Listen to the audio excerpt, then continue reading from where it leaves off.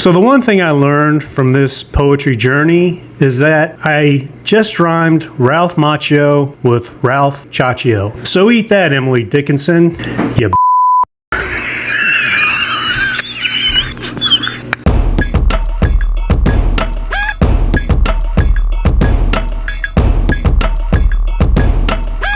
Alright, welcome back to the podcast. I am going to get into the Sick Ren Boi video, but before I get into that, one of the things I didn't do on the last podcast was read the poem that I had to write, that Niles made me write in order to get my grade, and I didn't read it, so I told you guys I was going to read it, and do not, I'm telling you, it sucks, so do not read into this, oh man, I can't wait to hear this, because your reaction is probably going to be pretty close to the reaction that people had in class from when I wrote it when I was probably 21.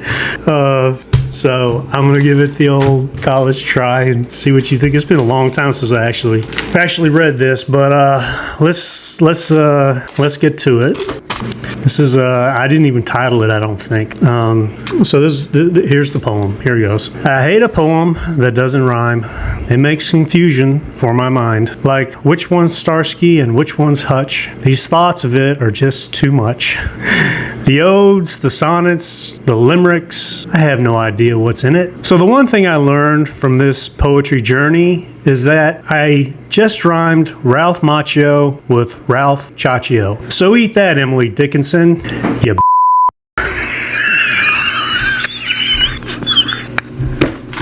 Oh God, oh, I'm gonna pass out. Oh, and I sat there, I had to read this poem in class, and I sat there and I looked up like indignant, and everybody was just saying, there's like 3 or 4 people were laughing, including Niles, and then some people were just like, what the hell did you just do? I said, this is my poetry. And there were people in that class who could really write poetry, and they could write it really well. I just wasn't one of them. I was more of a short story writer and, plays and stuff like that. But anyway, there was my poem. Go ahead and break it down and give me shit about it because it deserves it. But just remember, this was a very young Dave when I wrote that. And again, before I get into this Sick Boi video, I want to give a shout out to the Greek girl, G-O-R-L. She's the one who turned me on to the High Ren video that was in a Kendrick Lamar reaction video that I did. And if it wasn't for her putting that out there in the comments, I would have never known about Ren, probably. So I want to just thank her so much for doing that. And then real quick too, this Liana Babelli, something like that, wrote a beautiful breakdown of Ren. I mean, just from top to bottom of his life, his music, his struggles. It was just, if you get a chance to read it, again, it's Liana Babelli. Just read what she wrote in the comments. It was very thorough. It was very well thought out. But there was one point of contention that I had with what she wrote, and it had to do with the pig. So I did a little research on what Ren said, and I'll get to that. But I said, oh, I recognize that. That's the pig from Motel Hell. And here's a picture of it right here.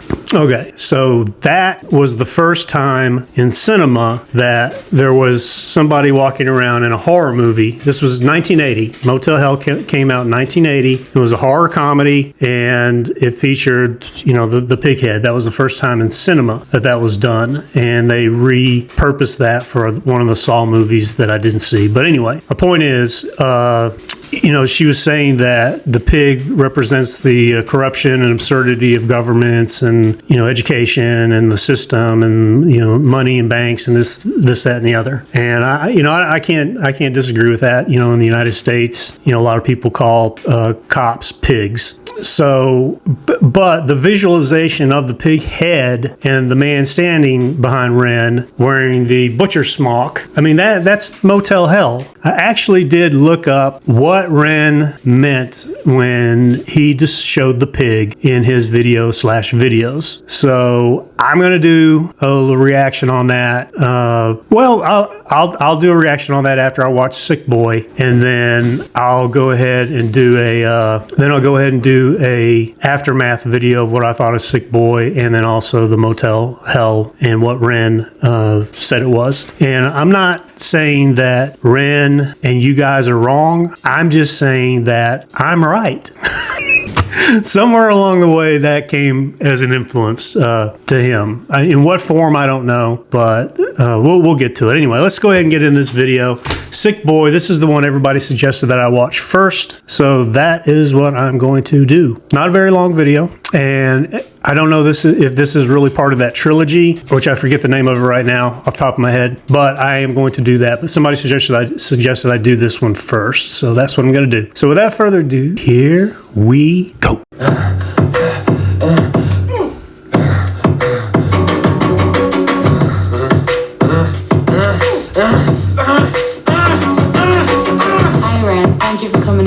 Thanks for seeing me. Looking at your file here, it seems there's a very apparent interplay with your emotional state and your physical body. Have you ever heard of the trauma response? I don't think so. Basically, our bodies can get stuck in a negative feedback loop. Our subconscious can repeat patterns from the past, which can have a pretty drastic downstream effect on our biology. Essentially, your mind is making music.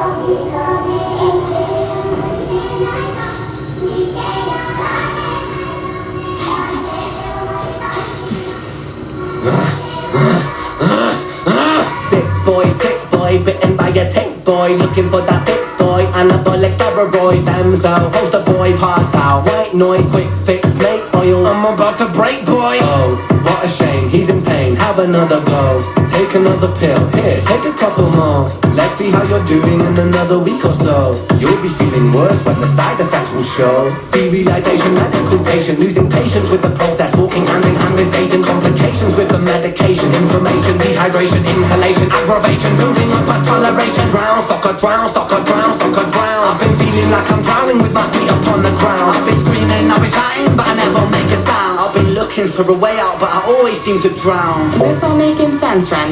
Yeah, I think so. Good. What I propose we do is we try to pinpoint the exact experiences from the past that are keeping you stuck. What can you tell me about your childhood? I can't really think. It's okay if nothing comes up right away. What I'd like you to do is take some deep breaths with me. In and out. In and out. Good. Now tell me the first thing that comes to your mind. I feel like it's not me, it's the world that's sick. We're given everything we need and we commoditize it. We consume, we destroy like we're parasitic. Science tells us that it's suicide and still we commit. I'm not sick, we are sick. We are standing on a cliff in the name of progress. We jump off the precipice. I'm not sick, I'm the virus, you're the virus, hypocrite. How can you sit there with that smile on and tell me that I'm sick? Sick boy, looking for a fix boy. Push it down in public, quick pose for the pick boy. Record label meetings that come modify your gift boy. Why you so upset? Don't you wanna be a rich boy? Fuck no, industry is cutthroat. I've been doing bits by myself, swimming backstroke, walking on a tightrope, rapping with a slit throat. The way that we persist is like the ending of a bad joke. As the people evolve, we're complacent to assailants and we do what we're told. Counterintelligence, a sight to behold. Rape the earth of all resources and we bleed it for gold. And we bleed it for wealth, we bleed it for fame. But when you bleed it, can you tell me what the fuck will remain? Am I bleeding myself? I bleed in my brain. While I'm bleeding, I'm the reason, cause I'm doing the same.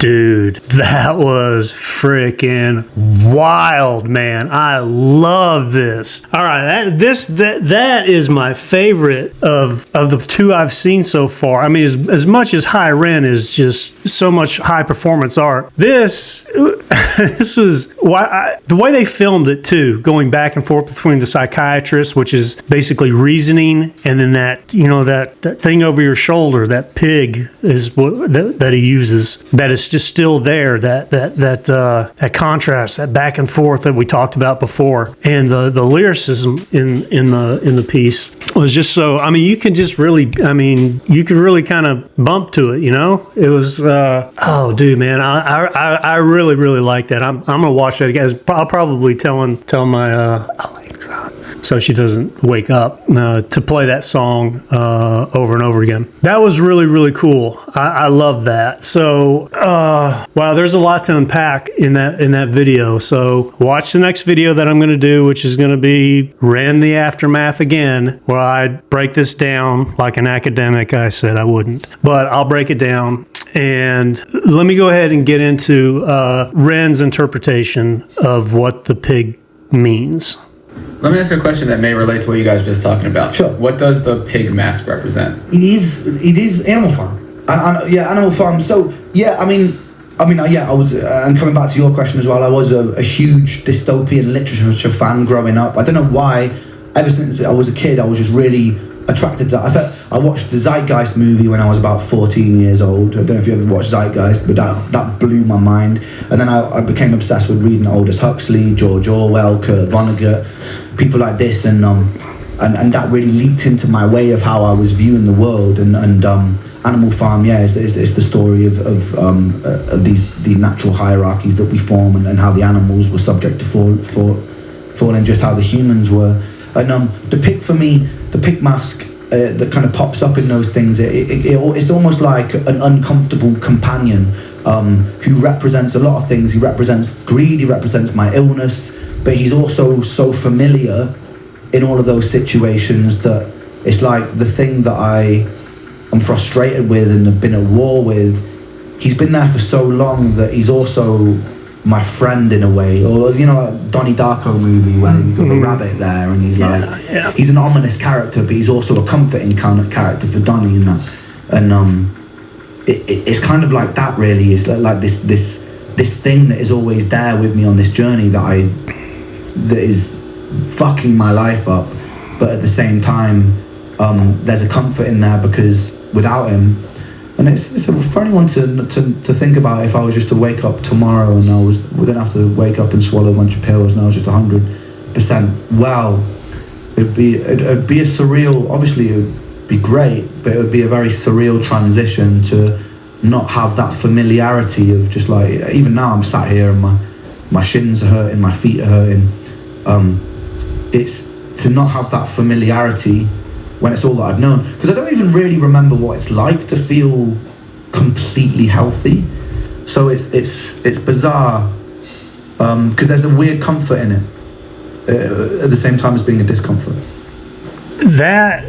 Okay, so we'll unpack that more in the next video again. I can relate 100% to what he's saying, because I suffer a lot of pain. I have a very, very, very bad back with ruptured discs all throughout my lower back. So every morning I wake up between my back and my feet, it feels like I'm stepping on Legos every morning that I get out of bed. And I don't remember a time when I'm never in pain. So I can 100% relate to that. What would it be like to walk around one day and not have back pain or be in pain, or not take 20 to 30 minutes for me to be able to straighten out so I can walk normal, and then 20 minutes into me walking, my feet are killing me, or whatever. So I can relate to that. But the Animal Farm influence and the pig, I think somewhere subconsciously, wherever it came from, it still comes from Motel Hell.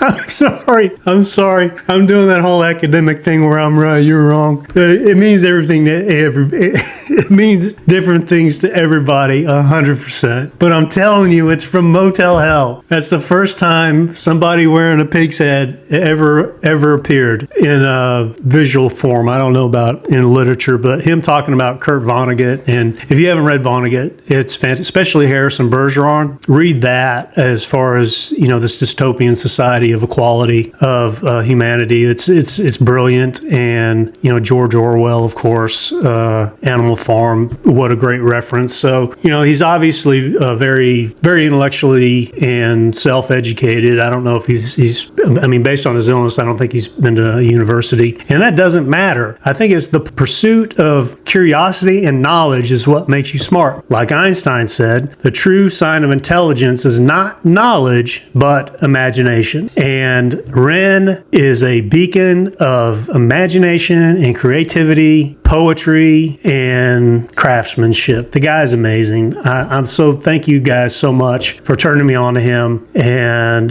I appreciate you joining the podcast. Please like, subscribe, share, hit the notification bell, and hey, it's New Year's Eve today, so happy New Year's, and we're going to come in strong in 2025, so everybody get after it. Let's have some fun, make 2025 a fantastic year, because the only people who can do it is us. We sure can't rely on our governments to do it, so we, the people, have to do it ourselves. Anyway, thanks so much, and I'll catch you on the next podcast.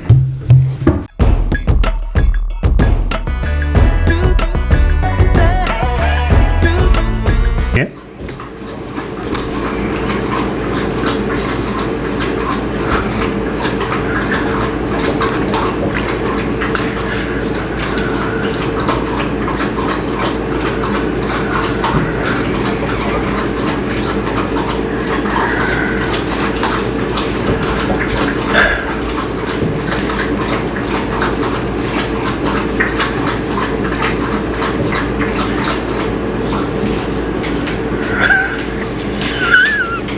Every time, without fail.